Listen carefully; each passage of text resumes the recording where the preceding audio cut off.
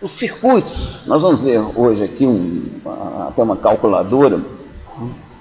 Os circuitos digitais sequenciais, os computadores são circuitos sequenciais, eles têm o seu funcionamento muito dependente da transferência de dados de uma memória para outra memória, seja de um registrador para outro registrador. Então, para isso, para você ter flexibilidade nesse fluxo de dados, para que você quer essa flexibilidade? Porque você tem alguns registradores, eles estão em posições estratégicas, no sentido que você tem dois registradores lá que estão ligados a uma unidade que faz contas, certo? Um circuito que faz contas, como aquele somador.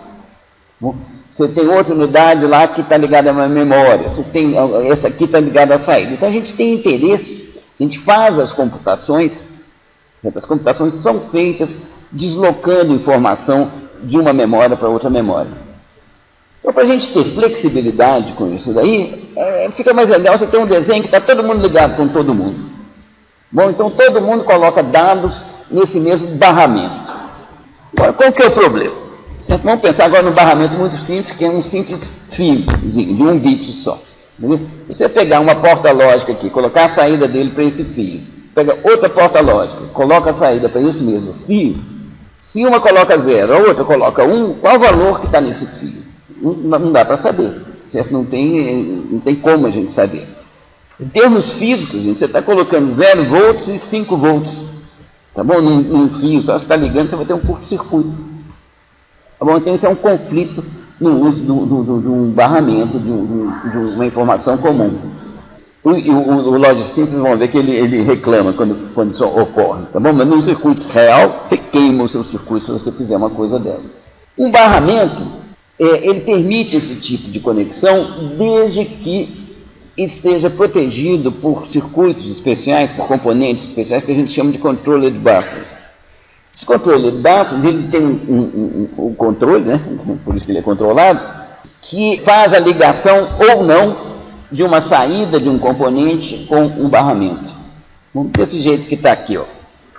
Vocês reparem aqui, ó, o que é o controle de barra? São esses triangulinhos aqui, e esse pininho aqui é o controle efetivo. Então aqui você tem um barramento, repare que ele está ligado à entrada disso daqui, ele está ligado também à saída do A, mas passando por isso daqui. Então, ele está ligado à saída do C, passando pelo buffer controlado. A saída do B, mesma coisa. A essa entrada de 8 bits aqui também a mesma coisa. Ou seja, toda saída ligada ao barramento, ele passa por um buffer controlado. E você tem que projetar o seu circuito de tal forma que, no máximo, todo instante, no máximo, um componente tem o controle do barramento. Tá bom? Só um que está colocando dados. Se você tiver dois colocando dados, a gente vai ter um conflito como esse que eu descrevi agora. O dado que está no barramento, você repara aqui, ó, essa situação aqui é uma situação coerente, tá bom? Só tem o registrador A aqui, que está colocando dados. Como ele tem 5 armazenado nele aqui, o barramento tem 5. Deixa eu mostrar o circuito aqui para vocês. Está aqui o circuito de um barramento. Só fazer umas brincadeirinhas aqui de ficar passando dado, fazer os dados passearem aqui. A gente chama isso mesmo de coreografia. Eu vou colocar 3 no registrador A. Tá bom? Então, eu coloco 1 aqui na entrada. O que tem no barramento agora aqui, gente? Nada. Tá vendo? XXX.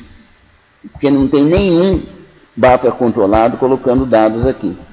Para eu colocar esse 3 no barramento, eu preciso passar isso aqui para 1. Então, agora, eu tenho 3 aqui no barramento. Se o 3 está no barramento, ele está entrando em todos os lugares aqui. Tá bom?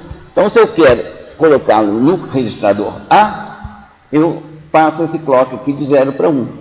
Bom, ele fotografa a entrada. Então, quando eu fiz assim, o 3 veio para cá. Então, agora, vamos fazer o seguinte. Vamos colocar 6 no registrador C. Então, 6 está aqui. No barramento não tem nada. E nós vamos colocar, então, passando isso aqui para 1, esse buffer controlado aqui para 1, nós colocamos esse dado aqui no barramento. Tá bom? Então, no barramento tem 6. Para eu copiar, está entrando aqui no registrador C. Né? Para eu copiar aqui no registrador C, eu passo isso aqui de 0 para 1. Pronto, copiei aqui. Então agora, vamos fazer o seguinte, eu quero copiar o conteúdo do registrador A, eu quero copiar no registrador B. que eu tenho que fazer? Colocar os dados de A no barramento. Passa aqui de 0 para 1, o que aconteceu aqui, gente? Curto-circuito, tá bom? Ou seja, eu tinha me esquecido de colocar. Eu tenho 2 buffers controlados com valor igual a 1, tá bom? Então, tanto essa entrada aqui está colocando dados no barramento, como o registrador A também. Bom, então, antes de fazer isso daqui, o que eu tinha que ter feito é desligado aqui, aí agora fica sem nada no barramento, aí agora eu coloco o conteúdo de A no barramento, é 3. Então, como o 3 está entrando aqui, é só eu passar aqui de 0 para 1, que eu copio a entrada. Está meio besta assim, tá bom? Estão passeando aqui sem fazer nada, não adianta nada ficar ir de um lugar para o outro, mas daqui a pouquinho vocês vão entender por que a gente quer conseguir controlar esse passeio dos dados de uma memória para outra.